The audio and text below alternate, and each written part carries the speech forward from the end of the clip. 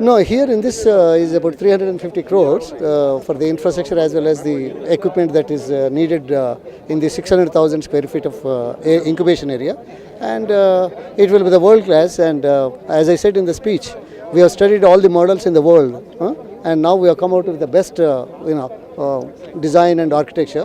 No, that's why I said we will have an academy or a university, number one. Number two, we will coordinate with the local universities to have the degree courses and training program. For that, our JKC, Jawahar Knowledge Center, will be able to assist the universities also for the employability.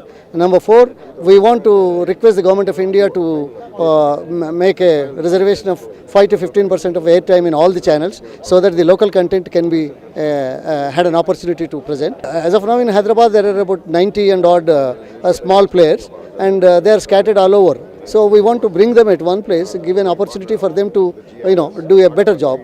So the government is coming out with a lot of incentives also. In addition to that, I mentioned earlier, the venture capital is also with the state government as well as the stakeholders, some joint type of thing. We are conceiving it and we are planning it and we will do it. Today, technology is playing a vital role in human living standards. In the good old days, it was a trunk call and you don't think of that. In good old days, you hardly had a radio. And today you can have this and play everything. So the technology plays, integration of technology into various aspects of human life makes living standards much better. I'm not really facing that difficult thing. Only thing is the system has to be geared up, the system has to be pushed, and if a job is to be done in 10 days, if they say, I would like to do it in 2 days. So that is the pressure I'm exerting, that's about all. And it is possible. The capacity of the human brain, the capacity of an individual is untapped, underutilized. So that is the reason why we put the pressure.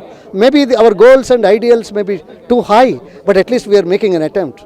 If we make an attempt today, we are doing a disservice for this generation. It's a crime on the part of the political leadership or the administrative leadership not to attend to that.